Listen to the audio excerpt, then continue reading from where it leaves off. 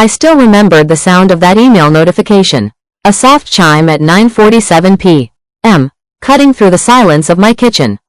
I was sipping chamomile tea, the same way I had done every night since my sister, Alara, died last year. The subject line read, "June, you deserve to know the truth." The sender, alara.marin@gmail.com. My cup slipped from my hand and shattered against the tile floor. My sister's email had been deactivated months ago.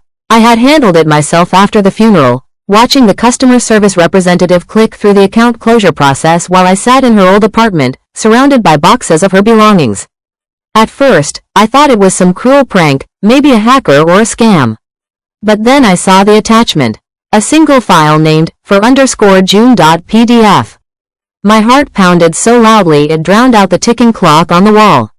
I hovered over the file but did not open it. Not yet, because suddenly, I remembered that just 2 hours earlier, I had gotten a message from my late sister's attorney, asking if I had received anything unusual.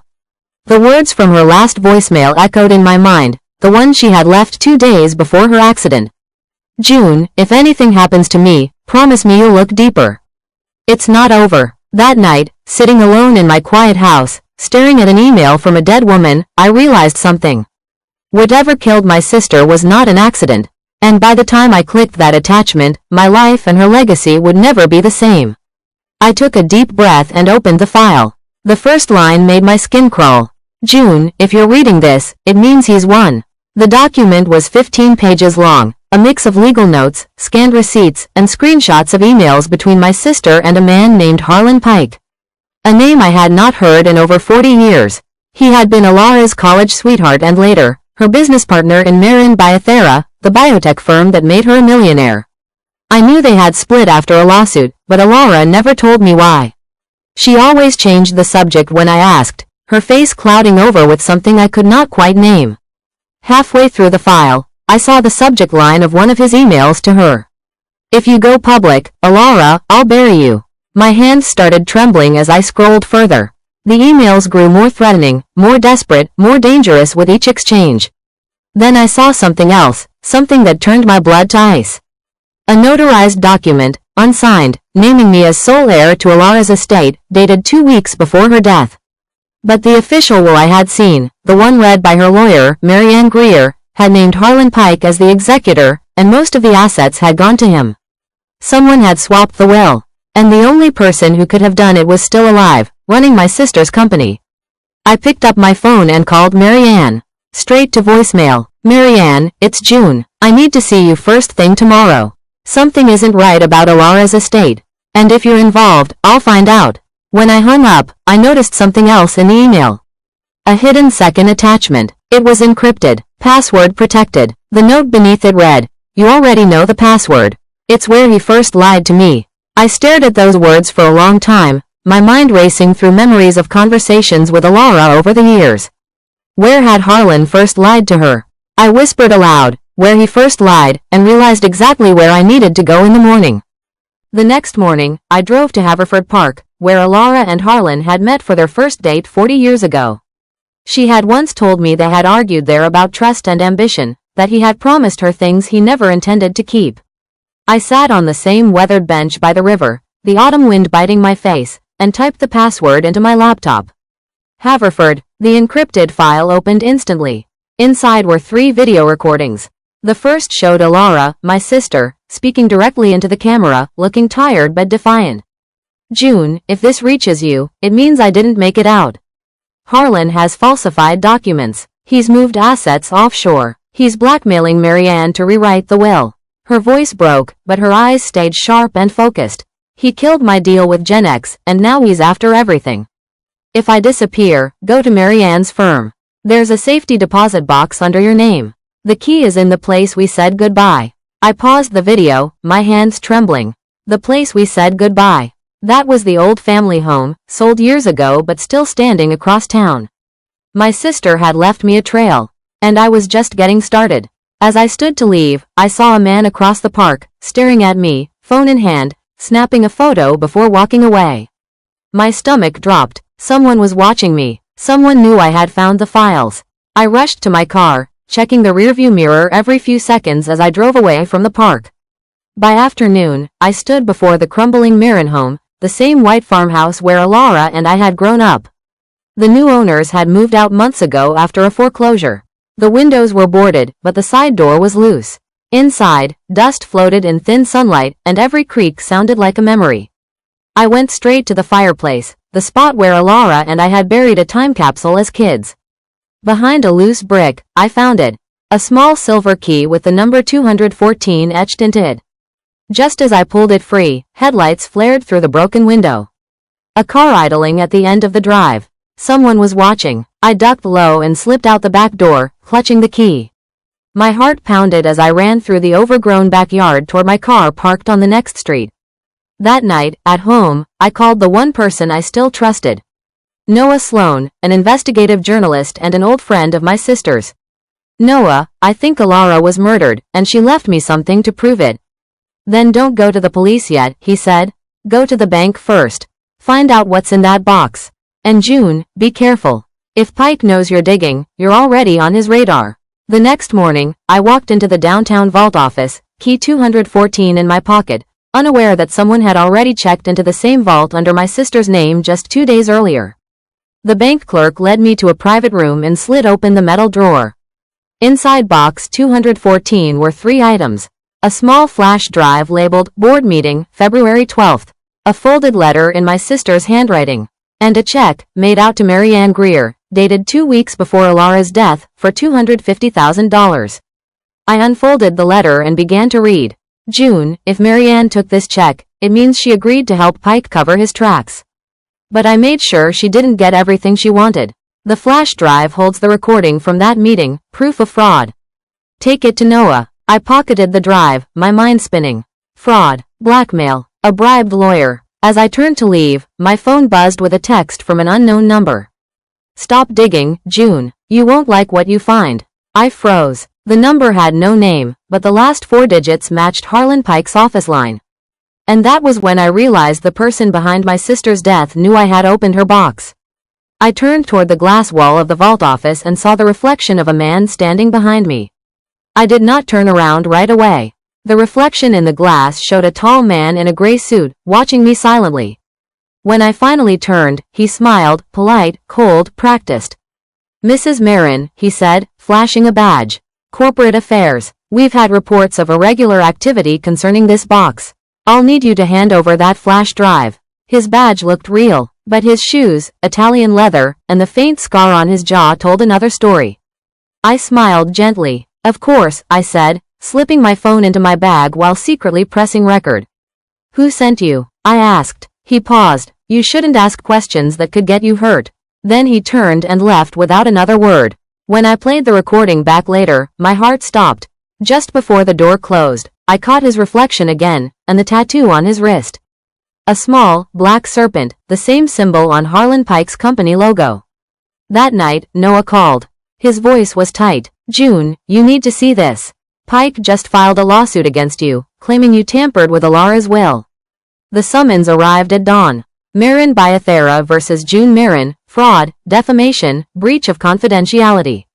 The audacity almost made me laugh. Pike was trying to crush me under legal weight before I could open my mouth. I called Marianne Greer, my sister's lawyer, or perhaps Pike's lawyer now. She answered on the second ring, her tone clipped and nervous. June, please, don't make this worse. Walk away. You're not equipped for this. You took $250,000 to rewrite my sister's will, I said. You're going to tell the court the truth. Silence. Then a whisper. You don't understand. He owns everything. He even owns the firm. That was when it hit me. Pike was not just stealing money. He was buying silence. And now, he was coming for mine. But he had made one mistake. He underestimated what a Marin woman could do when she was cornered. Noah called again. I decrypted the flash drive, June. You're not going to believe what's on it. The flash drive's single file was a hidden recording from Marin Biathera's last board meeting. Alara's voice was steady but furious. You falsified the safety reports, Harlan. You sold defective medication overseas. People died. Then came Harlan's voice, smooth, calculating. Then maybe you shouldn't have signed your name to it, Alara. Now it's your problem. A pause. A woman's voice next, Marianne's. Gentlemen, we need to clean this up. The stockholders can't know. Alara's voice cracked. You're all complicit. I'll go public if I have to. The recording ended with the sound of a chair scraping, and Harlan saying coldly, you won't. I sat there in silence, trembling. This was not just inheritance theft. It was corporate homicide, a cover-up that killed my sister to bury her conscience. Noah leaned forward. We leak this carefully, he said. You'll need allies. The right kind. My phone buzzed again, an unknown number. This time, it was not a threat. It was a text from an anonymous sender. If you want proof Harlan forged the will, meet me at 10 a.m. tomorrow. 5th and Harbor. Come alone. The cafe at 5th and Harbor was nearly empty when I arrived. Rain slicked the windows, the air thick with espresso and secrets. He sat in the corner, the same man from the bank. Gray suit, serpent tattoo, but this time, he did not threaten me. He looked defeated. My name's Mason. I work for Pike's security team. Or I did. Why are you helping me? I asked. Because I was the one who cleaned up the accident scene. And it wasn't an accident. He slid a flashcard across the table. Traffic cam footage from the night your sister died. Her car was hit deliberately. I was ordered to erase the footage. I stared at him. Why tell me now? He looked down. Because she didn't deserve it. And because he'll do it again if you don't stop him. I pocketed the card and looked him straight in the eyes. You've done a terrible thing, Mason. But now you get a chance to undo it. He nodded once and walked out. I turned over the flashcard. Written in faint ink were the words, backup copy, sent to MG. Marianne Greer. That night, I drove to Marianne's law office. The lights were on even though it was past midnight. I let myself in with the emergency key Alara once gave me, a relic from their partnership days. Marianne was inside, pacing, her hands shaking as she burned papers in a steel bin. I stepped into the light. Destroying evidence, Marianne? She jumped, dropping a folder that burst open across the floor, copies of bank transfers, legal drafts, and one damning memo. Will revision. Replace beneficiary, J. Marin, H. Pike. Her face crumpled. He said he'd ruin me, June. He said he'd kill my son. I felt my anger soften for a moment. Then help me make this right. She nodded, tears streaking her cheeks. I kept a backup of everything, even the signed confession draft. Then her phone buzzed. She looked at the screen and went pale. He knows you're here, she whispered. You have to go. Before I could move, glass shattered. A bullet tore through the window, missing her by inches. We both hit the ground. Sirens wailed in the distance. But as I crawled toward the broken window, I saw a black car speeding away, and Harlan Pike in the passenger seat, staring straight back at me. I spent the night at Noah's apartment downtown. He was editing the traffic footage Mason gave us, frame by frame. At 2:13 a.m., he froze the image. The black car that rammed my sister's sedan was registered to Marin Biathera's transport division. There was no more doubt. Pike had killed my sister and buried the evidence beneath his company's logo. I stared at the screen. We can't go to the police yet. He owns too many people. Noah nodded. Then we make him own himself. Publicly. The next morning, I returned to my sister's house, police tape still clinging to the fence. Inside, I set up a camera on her old desk, beside her favorite orchid. I looked straight into the lens and spoke calmly. My name is June Marin. If you're seeing this, it means the truth has reached the world, the truth about my sister's death. I recorded my statement, piece by piece, every document, every clip, every email. And then, I scheduled it, set to upload automatically to Noah's encrypted network if anything happened to me. Just as I closed the laptop, an alert flashed on my screen. Remote access attempt detected. Someone was already trying to delete the files. By morning, my laptop had been completely wiped. Someone had breached my network through Marianne's law firm servers. I called her immediately. Marianne, did you give anyone access to your sister? She hesitated. They forced me, June. They were here last night. They took everything. I closed my eyes, steadying my breath. Then they're scared. That means we're close. Noah recovered fragments of the deleted files, enough to trace the breach back to Harlan Pike's personal assistant, a young programmer named Tessa Blinn. I called her, disguising my voice. Ms. Blinn, I'm calling on behalf of corporate compliance. We're conducting an internal review of Pike's activity. Would you be willing to speak off the record? A long pause. Then she whispered, if I talk, I lose my job, but he deserves it. I smiled faintly. You're doing more than talking, dear. You're about to rewrite history. That evening, an email arrived from Tessa. Subject: You were right. Check the attached audit logs. The file name: genx_payments.pdf.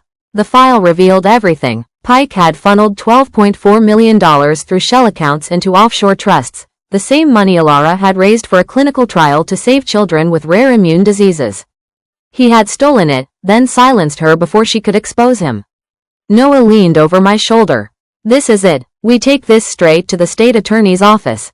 But I shook my head. No, he'll bury it before it ever reaches trial. We need to corner him publicly, somewhere he feels untouchable. That was when I saw the invitation sitting on my sister's desk. Marin Biathera Annual Charity Gala, honoring Alara Marin's legacy.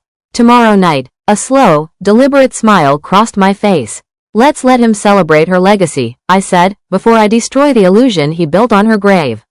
I sent a message to Pike's assistant, Tessa. Bring a copy of every audit file. Tomorrow night, the mask comes off.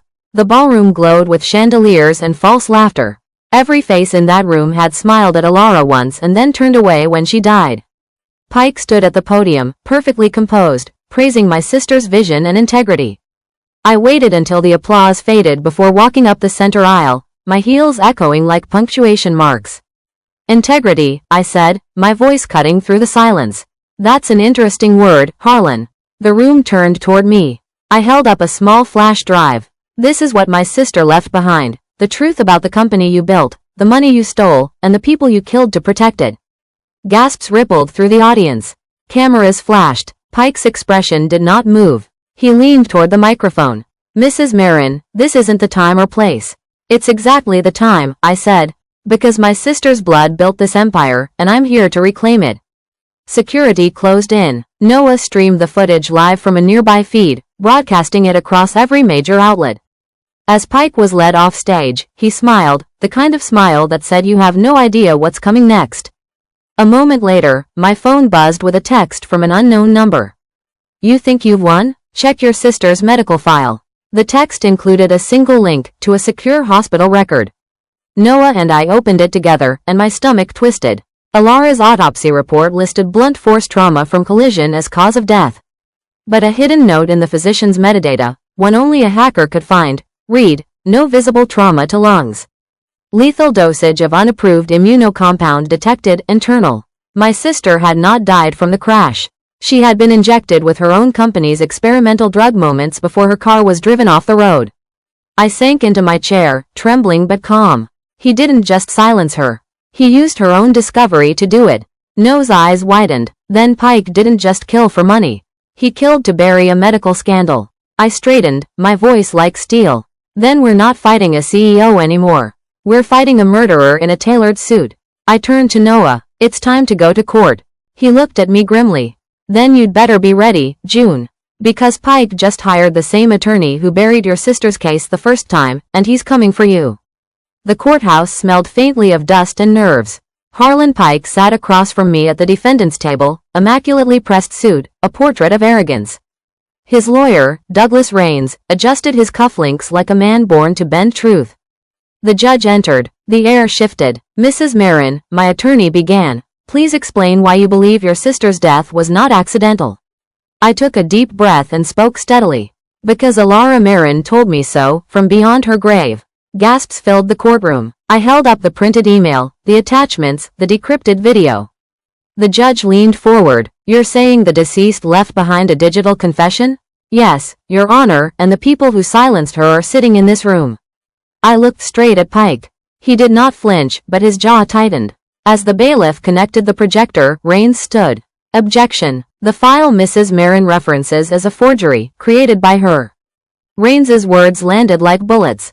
He presented a forensic report claiming the email was fabricated on my own computer. Noah squeezed my hand under the table. He planted it, he whispered. And then, right on cue, the doors opened.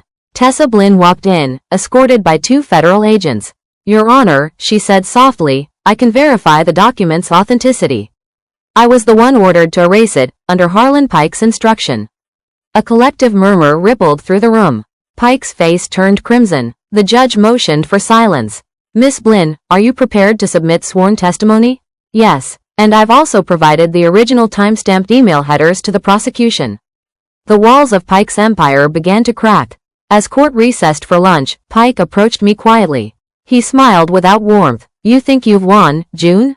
Your sister thought so too, right before she begged me to spare you." That night, Noah and I sat in my car outside the courthouse.